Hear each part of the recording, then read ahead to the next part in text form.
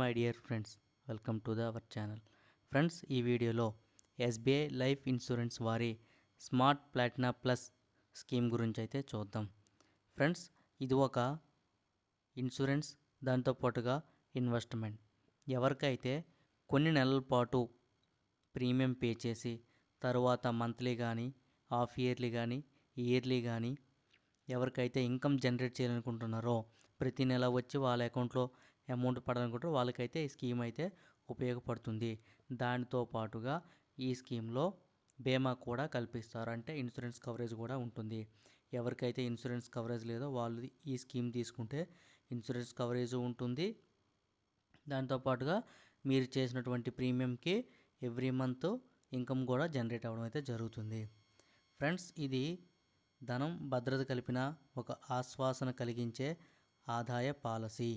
ఇది non linked, non participating, అంటే ఎటువంటి మార్కెటింగ్తో, స్టాక్ మార్కెట్తో కానీ, మ్యూచువల్ ఫండ్స్తో కానీ మార్కెట్ ఒడిదుడులకి లింక్ అయి ఉండదు.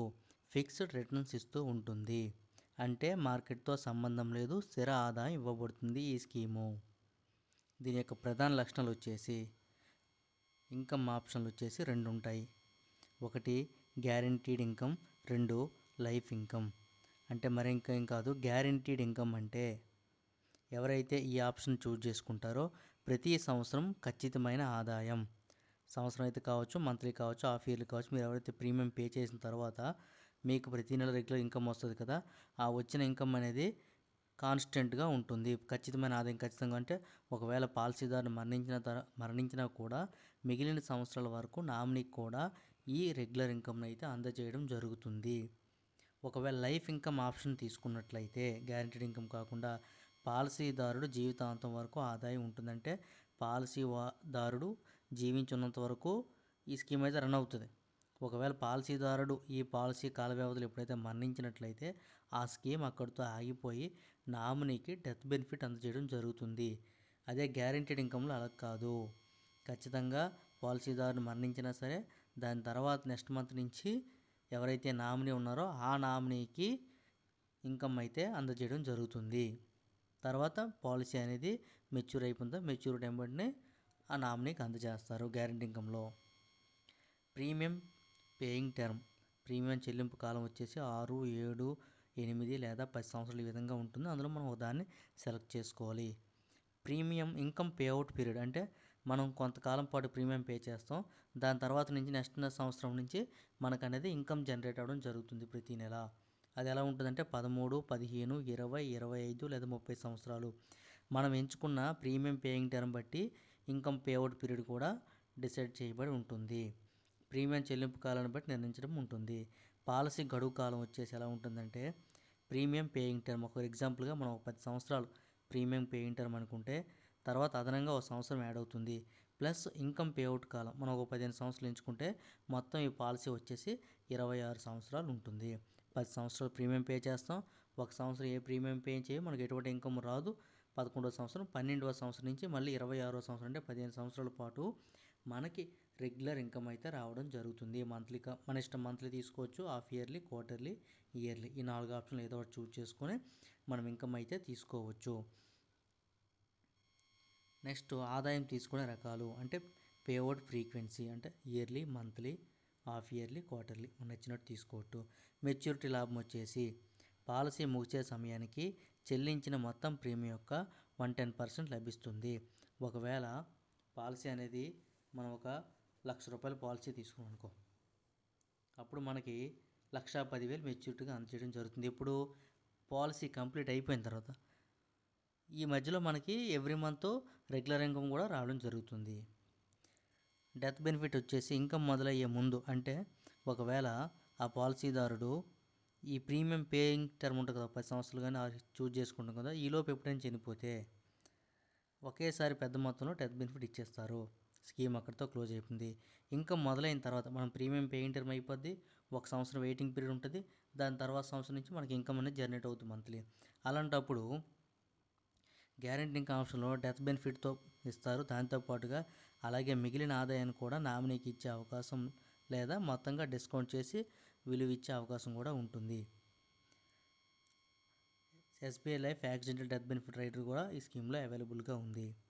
పన్ను మినహాయింపు ట్యాక్స్ బెనిఫిట్ వచ్చేసి సెక్షన్ 80C మరియు 10 of 10D ప్రకారం ట్యాక్స్ బెనిఫిట్ కూడా ఉంది. ఎటువంటి ట్యాక్స్ కూడా కట్టక్కర్లేదు.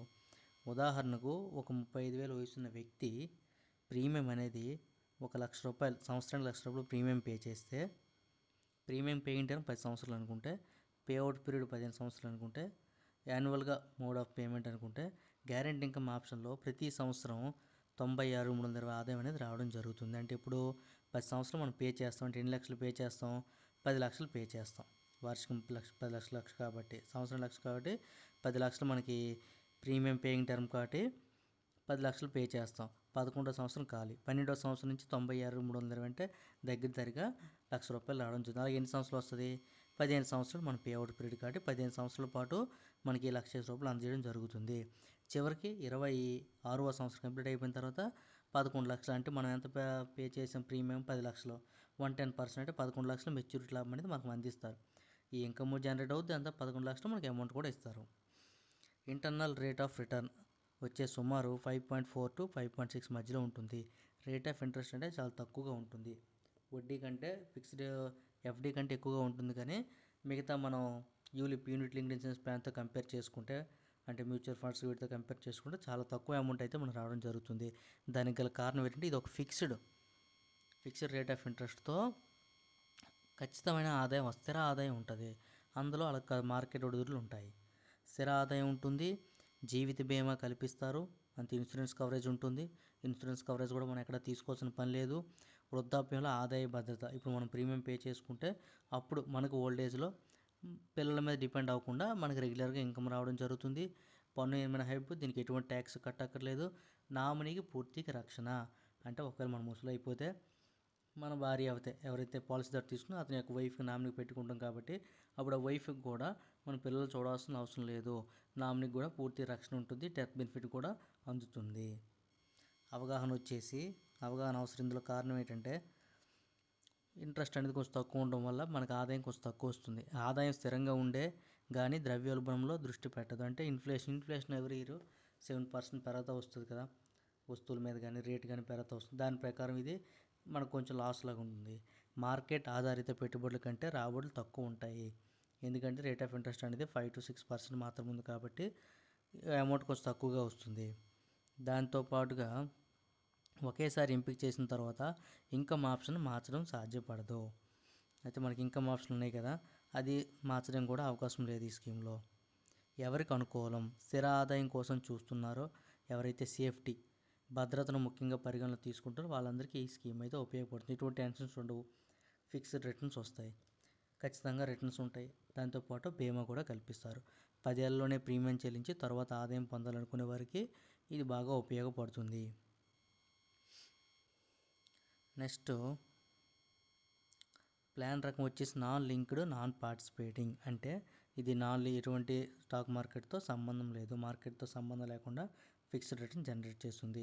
ప్రీమియం చెల్లించి 6, 7, 8, 10 సంవత్సరాలు ఉంటుంది. అందులో ఏదో ఒకటి చూస్ చేసుకోవాలి. ఆదాయం కాలం అంటే మనకు రెగ్యులర్ ఇన్కమ్ కావాలనుకుంటాం, పే అవుట్ పీరియడ్ 13 నుంచి 30 సంవత్సరాలు మనం పే చేసుకోవచ్చు. మనం పే చేసుకుని బట్టి మనకు అనేది అమౌంట్ అనేది ఫిక్స్ అవుతుంది. ఒకవేళ మనం ఎక్కువ సంవత్సరాలు, నాకు 30 సంవత్సరాల వరకు పే అవుట్ పీరియడ్ కావాలనుకుంటే కొంచెం అమౌంట్ అనేది మంత్లీ అనేది తక్కువ వస్తుంది. 13 సంవత్సరాలు కావాలనుకుంటే మంత్లీ అనేది అమౌంట్ ఎక్కువ వస్తుంది. ఆదాయం తరుదనం మంత్లీ తీసుకోవచ్చు, ఇయర్లీ, హాఫ్ ఇయర్లీ, క్వార్టర్లీ తీసుకోవచ్చు.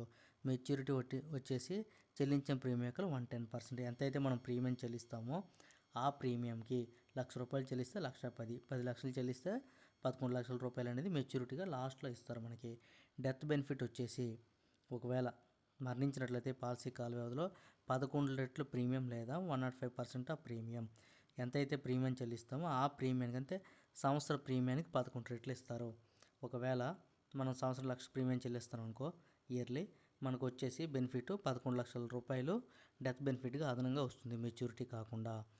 రైడర్ వచ్చేసి యాక్సిడెంటల్ బెనిఫిట్ రైడ్ కూడా అవైలబుల్ ఉంది, దానికి అమౌంట్ కూడా మళ్ళీ ఎక్స్ట్రాగా రావడం జరుగుతుంది. రేట్ ఆఫ్ ఇంట్రెస్ట్ వచ్చేసి 5 to 6%. రేట్ ఆఫ్ ఇంట్రెస్ట్ కొంచెం తక్కువగా ఉంటుంది దీంట్లో, అది ఒకసారి మీరు గమనించగలరు. ఎవరైతే స్థిర ఆదాయం, సెక్యూరిటీ కావాలనుకుంటారో, బీమా కావాలనుకుంటారో వాళ్ళందరూ ఈ స్కీమ్ని అయితే తీసుకోవడంలో పర్వాలేదు. పెట్టుబడి పెట్టినందుకు మనకు వచ్చిన ఆదాయం అనేది చాలా తక్కువగా ఉంటుంది. కారణం రేట్ ఆఫ్ ఇంట్రెస్ట్ అనేది ఫిక్స్డ్ రిటర్న్స్ కంటే బ్యాంకులో ఎఫ్డి కంటే ఒక 1 or 2% ఎక్స్ట్రా ఉంది, అంతేగాని మిగతా స్కీములతో పోల్చుకుంటే రాబడి అనేది కొంచెం తక్కువగా ఉంది. అంతే ఫ్రెండ్స్, మరొక సరికొత్త అప్డేట్తో మళ్ళీ మీ ముందుకు వస్తాను. అప్పటి వరకు సెలవు. Thank you so much for watching.